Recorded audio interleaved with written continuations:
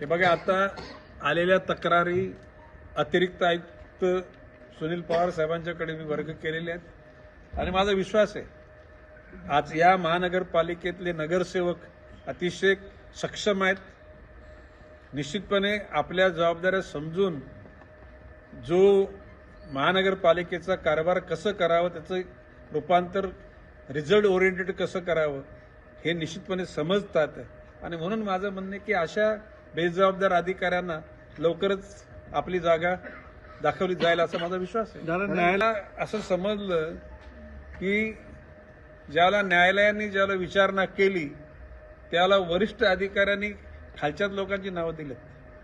आता ही अनधिकृत बांधकामाची प्रक्रिया म्हणजे माझ्या दृष्टिकोनातून मी जाणता झाल्यापासून मुंबईच्या उपनगरामध्ये 1962 साली काही प्रमाणामध्ये झोपड्या आल्या. त्याच्या अगोदर काही प्रमाणामध्ये माहीमची झोपडपट्टी म्हणजे धारावी या ठिकाणी काही लोकांचा झोपडपट्टीत सवास आणि रवास होता. आज जर तुम्ही बारकाने बघितलं तर मुंबईमध्ये जवळजवळ 60% लोकवस्ती ही अनधिकृत बांधकामामध्ये आहे. म्हणजे आता अधिकृत झाले असतील SRAच्या वगैरे माध्यमातून, परंतु मुंबईची लोकसंख्या 60% ही राज्याच्या किंवा केंद्राच्या जमिनीवर उभारलेली आहे. मी ज्याला पालकमंत्री 95ला झालो त्यावेळेला लाखोच्या संख्येने अनधिकृत बांधकाम होते आणि माननीय न्यायालयाने ते निष्कासित करण्याचे निर्देश दिले होते. महानगरपालिकेचे अधिकारी झोपलेले नाहीत, वारंवार विविध ठिकाणी कारवाई करतात. काही वेळेला सण सुदी असते. आता 5 जूनपासून बांधकामे तोडायची नाहीत, 5 सप्टेंबरपर्यंत अशा प्रकारचं राज्य सरकारचं धोरण आहे. आणि अशा परिस्थितीमध्ये सण येतात, काही उत्सव असतात आणि पोलिसांची जर त्या ठिकाणी कुमक नसेल तर अनधिकृत बांधकाम तोडणं शक्यच नाही. आणि अशा परिस्थितीमध्ये अधिकारी वर्गाने निश्चितपणे कारवाई केलेल्या आहेत. It is on record. जर का तुम्ही काढलात तर सिडकोचे अधिकारी, महापालिकेच्या अधिकाऱ्यांनी कारवाई केल्यात. परंतु ज्या प्रमाणामध्ये बांधकाम, जर मी तुम्हाला सांगतो, जर का ह्या MMRD परिसरामधल्या सर्वच बांधकामं तोडली तर यादवी निर्माण होईल. आणि म्हणून पंतप्रधान नरेंद्रजी मोदी यांनी सांगितले प्रत्येकाला छप्पर मिळालं पाहिजे. त्याचंच एक रिझल्ट म्हणून साधारणपणे 1.5 महिन्यापूर्वी माननीय मुख्यमंत्री देवेंद्रजी फडणवीस यांनी महसूल विभागामार्फत एक मंत्रिमंडळासमोर एक नोट आणली, ज्या प्रस्तावामध्ये 2011 पूर्वीचे जे रहिवासी आहेत, वन विभाग आणि संरक्षण विभाग सोडून सिडको असो,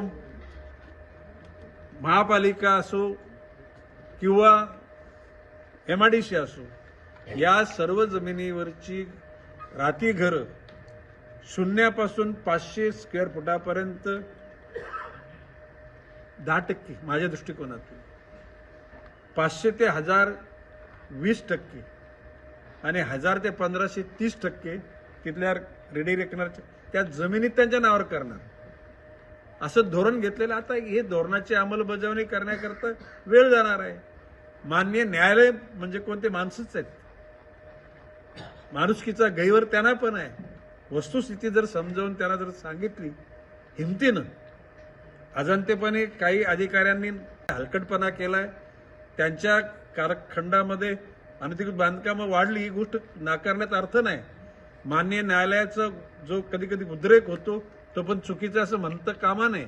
परंतु आता राज्य सरकारनं धोरणच घेतलेलं आहे, तर त्या धोरणाच्या अनुषंगानं अंमलबजावणी आम्ही करू.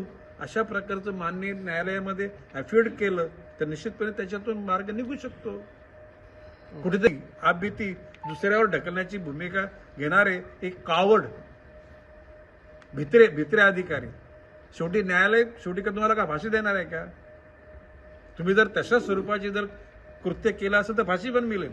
परंतु एकूणच MMRDA परिसरामध्ये लाखोच्या घरात अनधिकृत बांधकाम आहेत. निश्चितपणे त्याला मार्ग काढण्याचा पंतप्रधान आवास योजनेच्या माध्यमातून आणि मी मगाशी म्हटल्याप्रमाणे महसूल विभागाने तशा प्रकारची मंत्रिमंडळासमोर नोट आणली, मंत्रिमंडळाने त्याला संमती दिली आणि तशी कारवाई सुरू झालेली आहे. पण आता माझा काय बिझनेस नाही त्याच्यामध्ये.